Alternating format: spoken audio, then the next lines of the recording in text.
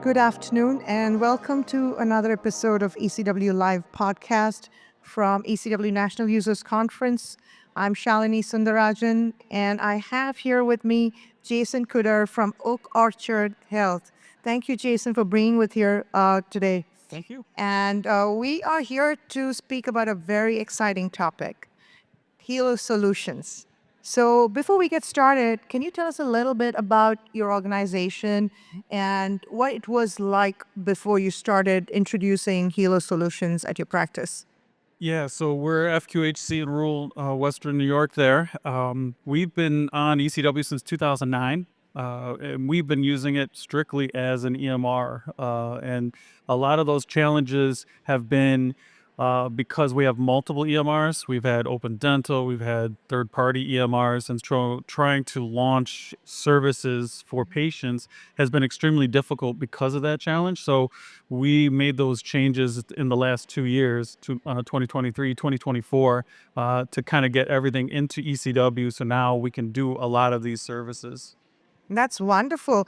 So, I think one of the key solutions that you implemented was Helo Open Access for appointment booking. Um, can you tell us a little bit about maybe the challenges you had when you first went live and how the adoption was and how you worked around it and so on?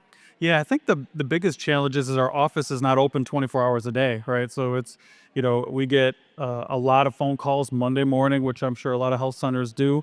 So you really have to try and staff for that, and trying to get staff at 8 o'clock in the morning, get everybody on deck, was a huge challenge. So because our front desk staff take phone calls along with patients in front of them, makes it extremely difficult for them. So we have that kind of front desk burnout, if you will, kind of coin it from the provider burnout piece. But it's kind of our biggest challenge. And so that open access was one of the first services that we've launched this year to hopefully address that kind of service or kind of issue that we have with the front desk. Yeah, wonderful. So, I believe you launched it sometime in July this year, right? If I'm not wrong. So we did. April was our first month that we went live with it. We have 9 offices, and so we did one office. We had 8 providers. Launched it. No, we didn't do any marketing. Didn't do anything. We just put it into the portal, so you could get it through the portal. And surprisingly, people will find it. And we turned it on in the afternoon. With the next morning, I got it, and we already had 2 booked appointments already. So it was overnight, no marketing, just from the portal. Was enough to tell me like we're on the right track here. That's exciting, right? Because I think you bring up a very good point. The ease of use and the convenience, it speaks for itself. Although we do think about, well, I need to let my patients know or inform them or train them. But what you said and today is that it appears and the patients are keen to use it and take Yeah. advantage of it. Right. I think that's definitely a good point that you bring up. Now, since you went live, how many appointments have you booked through Helo Open Access? Do you have any idea? Yeah, so we at least last month. I haven't gotten September's numbers, but we did 245 or 246 last month. We're steadily climbing each month. September, I could already tell we're going to be over that number. So I'm very excited about that. It's pretty addicting when you get an ECW. You can see it up in the corner there, and I'm always looking to go in there and kind of refresh that number, because every hour I'll kind of refresh it, and we got another one. It's almost like fishing, right? And you just get another one, you get another one. And so it's really addicting for me to kind of watch that and see Do it you, throughout the do month. you guys, just for fun, have some sort of a leaderboard in your office to We see? should. We should definitely have a leaderboard. I would encourage that, and I probably should break it down per provider, right, to see how many Yeah. providers can get an online booking. So that's a very good point. I Yeah, like that. that would actually encourage them to have a little bit of fun too. The providers, it's a healthy competition, so I think it's fun. So switching gears here, we talked a little bit about Helo Open Access, but I also hear that you implemented Helo Check-in as well. Yeah, we've had Helo Check-in. We launched that probably last year, in such a way that we really kind of rushed it and threw it out there, because we had that front desk was really burnt out. We were losing front desk staff faster than we could get them. and we thought that the kiosk would be something that could really alleviate the ones that are still there, taking out the brunt of these the patients and the calls and the tasks. So yeah, we did push it out there last year. Similarly, because we did this relaunch of the patient portal this year, so we're kind of with the success that we had with the patient portal, we are doing the same thing with the kiosk and the self check-in. So going through all the feature sets within it to make sure that we can turn it on. Does it make sense for us to turn it on? What's the impact? What are more ways that we can eliminate paper, eliminate patients having to go to the front desk physically? So we're really going through that kind of feature set now with the product.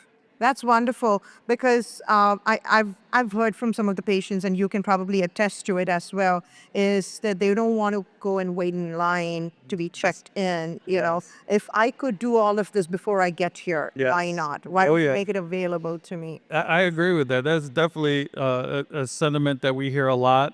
So the self check it is, like I said, we're really kind of focusing on that piece because anytime that you can, especially now, and it happens, I'm sure, with all health centers, there's a lot of forms, there's a lot of information that we need to get. And if you can give it to patients ahead of time or let them do it, at You're on watching the their favorite couch, sitcom on the couch. perfect. God. It can go and do one at a time. Information would be accurate, but at least I'll have it completed, right? Right, it'll be there. And so I agree that is definitely the direction that we're going, and so we're gonna push on that 100%. Absolutely. And also, you mentioned kiosk, right? So when patients walk in, um, one question the practices mostly ask is, how are you positioning this in a way that the patients are encouraged to walk up and utilize it? Yeah, it is tough. Every office is different, right? And every flow is different within the office. We've really tried to be conscious about where we put the kiosks. And so we really almost put them as soon as you come through the doors. So it's really almost a thing where, like, you see these things as soon as you come in. You don't have an option. It's not in a corner. It's not, somewhere else. So it's usually somewhere between the front door and the front desk staff. So if we can kind of get that where they kind of, either thinking they're going to hurdle one to get to a front desk person. But yeah, usually we've positioned them, I think, fairly well for them to pick up on that and actually use it. So it's been good. That's good. Now, one question I have, and again, this is just out of my own curiosity. What percentage you think of your patients have been utilizing kiosk and check-in?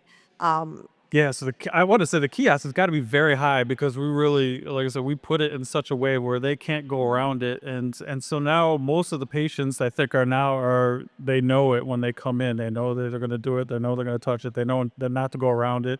So it's pretty good adoption rate for the kiosk. The self check-in, I want to say we're about 20% will check in prior to their appointment. That's pretty good. Now, also, we have our users who are many times on the fence, hey, is this going to take me a lot of time, my staff time, to train these patients on how to use it? Are they going to get more questions than I intend to read user questions? And they're on the fence in general about turning on these solutions. Do you have any words of wisdom for them? We were kind of nervous about that as well. But you look at a lot of the hospitals, for example, the hospitals in our area are all doing it now, right? So for us, we're definitely not leading the pack in the technology standpoint for this particular feature set. So a lot of patients are familiar with it. So, it's definitely easy to turn on, and definitely you could do it per office. You don't have to launch the entire organization. So it's not scary. You could definitely do it for sure. Absolutely. Well, I got one last question for you. Absolutely. Did you bring your dancing shoes? I heard and I started to get ready. I do have some sneakers. It'll be close enough, but we'll make it work. Absolutely. Well, thank you, Jason, for being here with us. We appreciate your time. Absolutely. And thank you all for watching. We'll see you in the next episode of ECW Podcast. Thank you. Thank you.